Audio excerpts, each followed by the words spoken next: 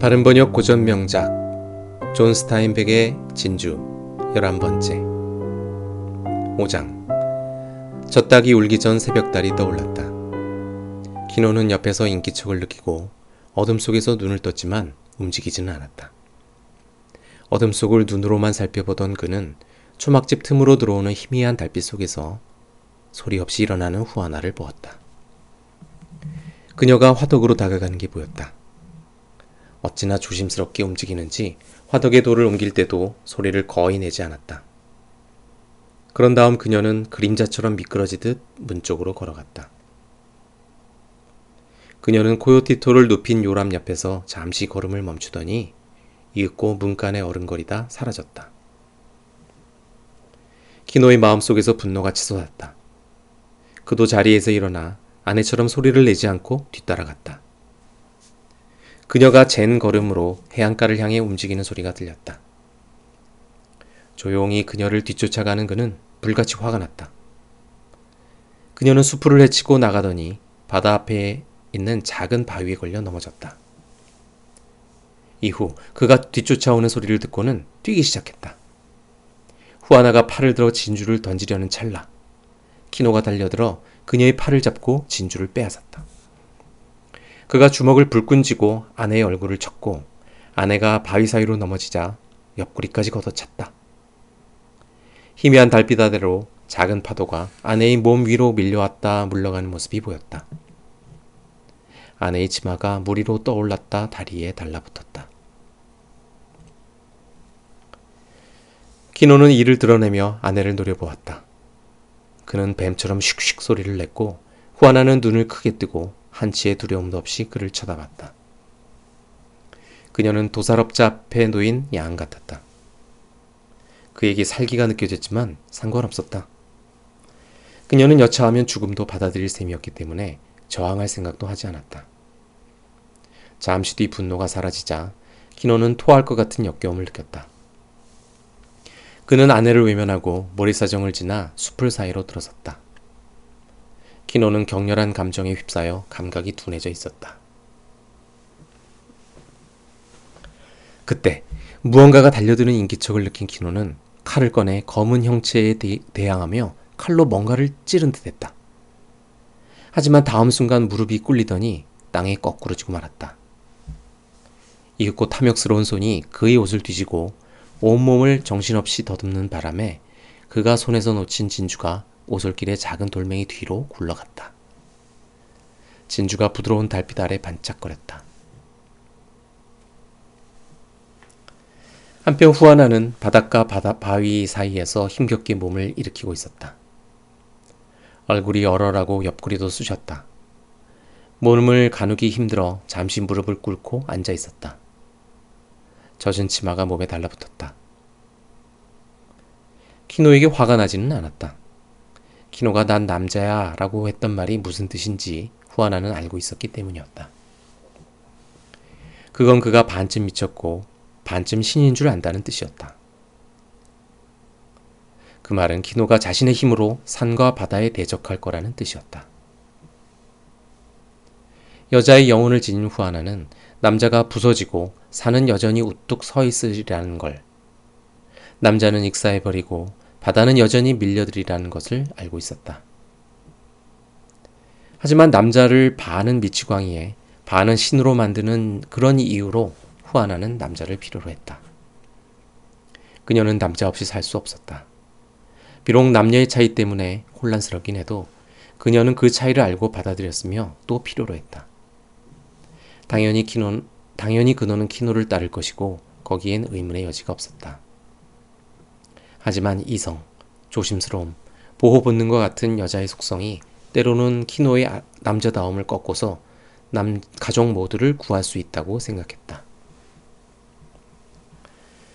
그녀는 고통스럽게 발을 딛고 일어섰고 손바닥을 오목하게 해서 작은 파도에 담갔다가 짠 바닷물을 떠서 따갑고 멍든 얼굴을 씻었다. 그리고 키노를 뒤따라 바닷가를 따라 걸어 올라갔다. 비늘구름이 남쪽 하늘에서 몰려왔다.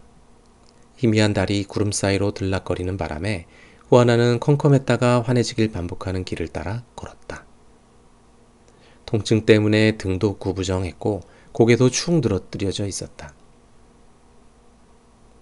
후아나가 수풀을 헤치고 지나가는 동안 구름에 가려졌던 달이 다시 나타나자 바위 뒤로 난 길에서 진주가 반짝이는 게 보였다. 그녀가 무릎을 꿇고 앉아서 진주를 집어드는데 달이 다시 구름 속으로 들어가 캄캄해졌다. 후아나는 무릎을 꿇은 채 다시 바다로 가서 원래 계획대로 할 건지 고민했다. 그 사이 달빛이 다시 나오면서 길에 쓰러진 시커먼 형체 두 개가 저만치 보였다.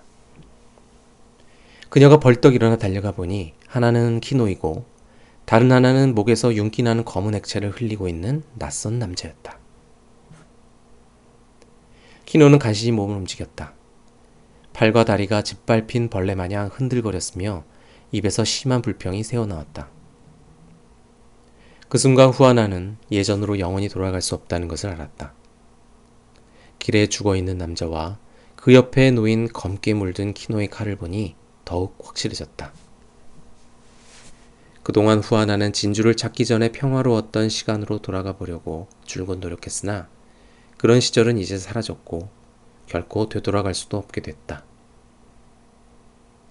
그 사실을 깨닫자 그녀는 곧 과거를 포기했다. 이제는 앞으로 자신들을 구할 생각만 해야 했다. 그녀는 더 이상 고통에 아파할 수도 더 이상 지체할 수도 없었다.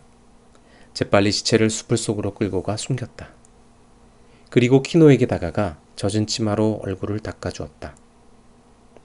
의식이 되돌아온 키노는 신음했다. 그놈들이 진주를 가져갔어. 진주를 잃어버렸어. 이젠 끝장이야. 그가 말했다.